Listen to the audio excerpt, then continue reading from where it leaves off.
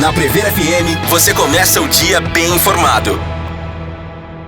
Agora 7h40, voltamos com a parte final do primeiro jornal e é com satisfação que nós estamos recebendo a nutricionista, a doutora Karen Miyamoto, que começa um quadro novo toda quinta-feira aqui no primeiro jornal, que é um quadro bastante importante, né? Que é o quadro Alimentação Saudável no primeiro jornal. Doutora Karen, bom dia, satisfação em tê-la aqui mais uma vez. Bom dia, é um prazer estar novamente aqui com vocês. Doutora Karen, vamos falar aqui do brócolis, né? O que polêmico é o brócolis? É? Polêmico brócolis. E eu me lembro que tinha uma propaganda de um garoto que já veio até falecer, né? Que fazia um comercial, mãe, eu quero brócolis. Ele no supermercado, uma propaganda que viralizou no início dos anos 90, ele pedindo, diferentemente da maioria das crianças, para a mãe comprar brócolis. E o brócolis, ele é vilão? Não é, né? Não, na verdade, eu até ia colocar um ponto diferente, né? Eu acredito que hoje em dia talvez a gente olhe, as crianças olhem de uma forma um pouco mais negativa e os adultos, que são as antigas crianças, né? O brócolis pela falta de oferecimento, falta de oferta, ou até mesmo a variedade dos preparos, né? Por meio do brócolis. Então, o que acontece? Quando a gente está ali na introdução alimentar das crianças, o brócolis tem, na verdade, uma boa aceitação, né? Ele é o alimento mais fácil de comer, então a gente tem o talinho, né? A arvorezinha, então as crianças conseguem segurar ali na pinça de forma mais tranquila. Ela tem um sabor mais prazeroso, né? Então, assim, eu não vejo de forma nenhuma como um vilão. Eu acredito que seja só uma familiaridade mesmo com o alimento, e não isso do estigma do alimento saudável ser um alimento ruim, ou ser um alimento que ele entra ali no contraposto da compensação. Então, se você comer o brócolis, daí você ganha um doce. Daí você ganha uma coisa positiva. Não, né? Então, o brócolis tem o seu valor ali, a gente tem que estabelecer isso no começo já. E o que o brócolis pode oferecer para o nosso organismo positivamente? O brócolis, ele tem diversas funções, né? É um alimento que a gente tem muitas vitaminas, muitos minerais. Então, assim, primeiramente, ele tem bastante antioxidantes, que é muito importante para a saúde, para prevenir o envelhecimento, diversas doenças crônicas. Então, doenças cardiovasculares, né? A hipertensão arterial. Ela possui a vitamina C, que também ajuda nisso na modulação da imunidade e muitas outras coisas. Ela é muito, muito rica em fibras. Então, as fibras são importantes para o funcionamento do nosso intestino. Além disso, ela tem um controle ali do índice glicêmico, não deixa levar também muito colesterol, né? Ele dá mais tempo para o nosso corpo metabolizar, o nosso corpo gastar e, consequentemente, não dá tanto aquele pico que a gente não gosta da glicemia, né? Perigoso para os diabéticos. E também não deixa acumular ali muita gordura para que vire ali um colesterol mais elevado e tudo mais. Claro que depende da quantidade que a gente consome também, né? Claro. O nosso corpo tem um limite de tudo isso. E é legal também que a gente percebe, eu no caso, né? Percebo que tem muitas receitas, né? E tem muitos restaurantes, lanchonetes que oferecem lá. Essa torta é do quê? Essa torta aqui é de brócolis. Sim. Brócolis com gorgonzola, de repente, o brócolis está fazendo parte do nosso dia a dia. Totalmente. Foi até muito engraçado esses dias que a gente foi num evento. E a esfirra de brócolis era a única que sobrava sempre. E daí minhas amigas e eu, a gente falou, não, a gente tem que provar. E realmente tava uma delícia, assim, com alho, sabe? Bem temperadinho. O brócolis, a gente tem uma coisa muito interessante, que quando a gente cozinha por muito tempo na água, além dele ficar um pouco mais aguado, a gente sente ali na boca um pouco mais aguado, ele pode perder ali, dissolve um pouquinho de algumas vitaminas e alguns minerais. Entendi. Então, assim, a melhor forma de fazer o brócolis ou é salteado, ou é cozido no vapor, cozido no micro-ondas também, né? Pela praticidade que a gente tem hoje em dia. Claro que num cenário entre comer cozido ali na água ou não comer, é bom comer cozido, sem dúvidas nenhuma, né? Verdade. Mas a gente tem uma forma de potencializar a utilização dessas vitaminas e minerais. E quais são os parentes do brócolis? O repolho é parente do brócolis? Eles são da família dos crucíferos, que a gente chama. Então, o brócolis, a gente tem inúmeros tipos, né? O que a gente mais conhece é aquele de uma cabeça única e também aquele de ramo, né? Que a gente faz bastante, principalmente ali na época da quaresma, do bacalhau, a gente sempre cozinha junto, né? Além disso, o repolho, a rúcula, agrião, a couve-flor, couve-manteiga, são todos ali de um grupo só, de uma família só. Que a gente fala que eles são um pouco mais fermentativos também, né? Então, Existem alguns momentos que eles entram melhor, outros momentos que eles entram mais ali assim, É né? bom comer no almoço, né? É bom comer no almoço. Pra você ter uma noite tranquila, né? Sim. Eu acho que uma das maiores dúvidas também, além do preparo do brócolis, que, né, tem essas peculiaridades, é também a higienização correta do brócolis. Isso. Quais são as dicas para higienizar corretamente o brócolis para o preparo? Sim, hoje no mercado a gente já tem várias formulações, né, que são seguras para que a gente consiga fazer ali mesmo da água sanitária, né, que é basicamente uma diluição diferente. A gente coloca na água, deixa descansar por um período ali de 5 a 10 minutinhos, depois higieniza novamente, passa na água certinho. E quanto mais a gente deixa os vegetais, verduras secos, né? Então tentar secar o máximo possível e guardar num pote com tampa, mais tempo ele dura, né? Entendi. O brócolis é um alimento também que eu passo muito para meus pacientes comprarem congelados também, porque ajuda na praticidade. Então, entre não comprar, porque você tem ali isso de higienizar, de preparar, de muitas coisas, você já comprar ele pré-cozido e só saltear, por exemplo, já adianta muito do caminho. E eles consomem um pouco mais disso também, né? Então, a gente tem já industrializado de forma extremamente garantida ali nutricionalmente, né? Quando a gente olha na embalagem, quando é só o brócolis cozido. Claro que hoje em dia a gente tem as opções de temperados, que daí já são com alguns outros aditivos, então o melhor mesmo, o padrão que a gente tem ali de melhor é o que é só o brócolis cozido mesmo. Coincidentemente, né, já sabendo que ia ter o quadro hoje, que brócolis seria brócolis. Não, ontem eu fiz uma sopinha de grão de bico com brócolis. Olha. E usei o brócolis congelado. Até Sim. pela praticidade, né? Tava frio e tudo mais, eu ia higienizar, brócolis, também não tinha para higienizar. Mas eu tinha o Eu congelado. queria colocar a mão na água gelada, né? Mas confesso.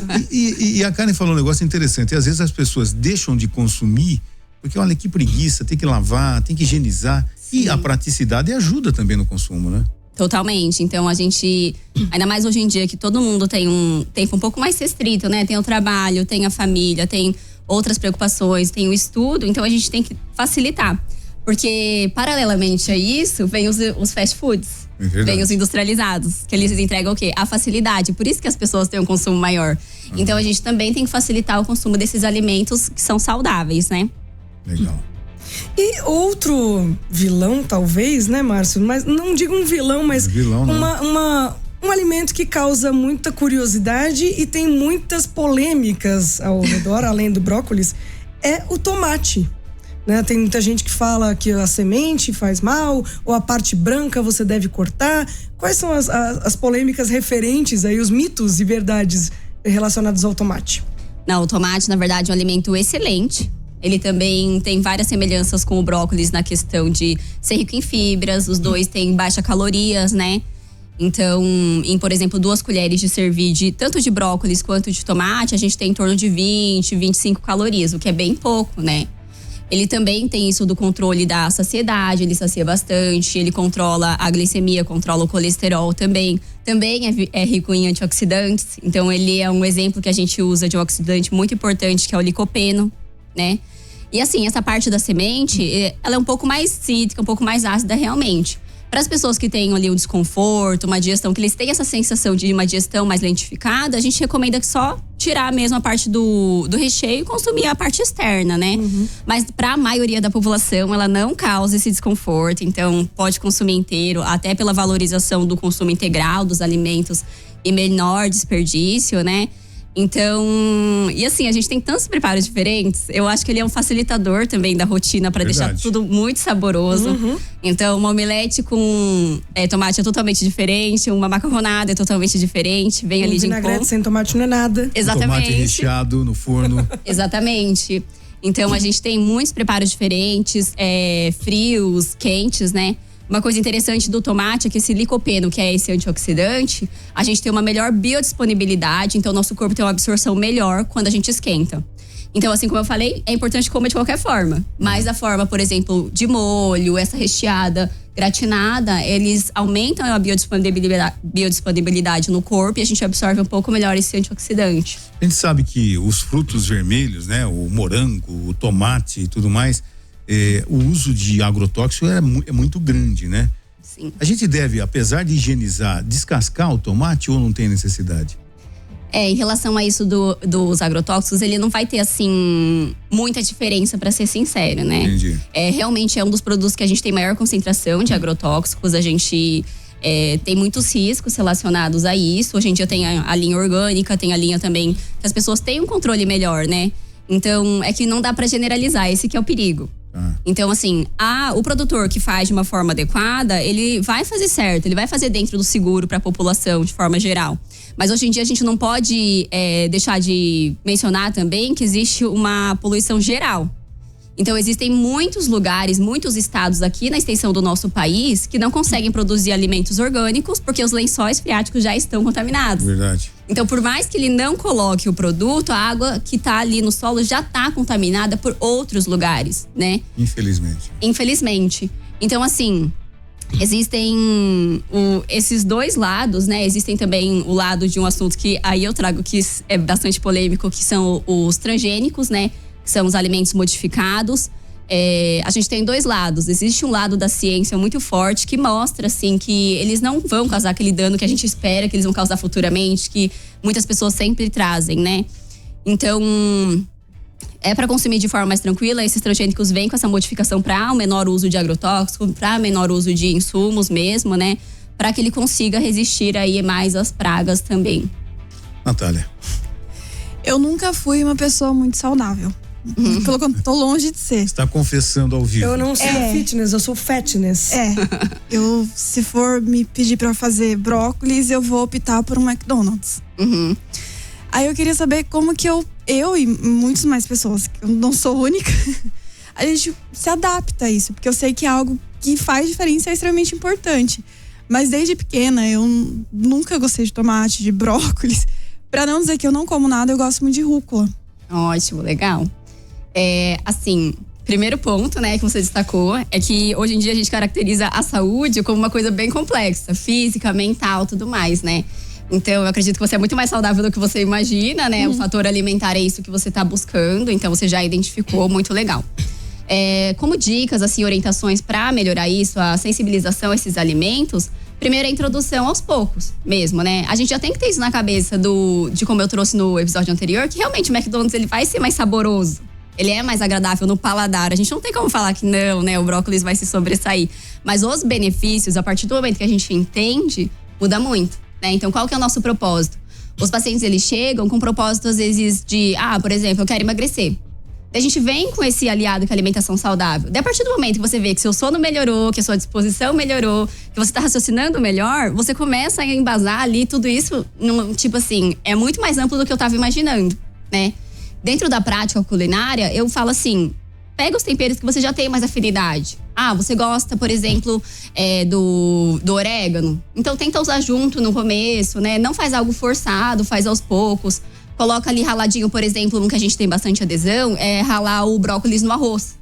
Então ele fica misturadinho, sabe? Daí você vai sentindo aos poucos, vai familiarizando ali com aquele alimento novo. Uma salada também, né? Os alimentos, quando eles são um pouco mais frios, a gente tem uma tolerância melhor, assim, no sentido de conhecer, sabe? Vai um pouco mais tranquilo.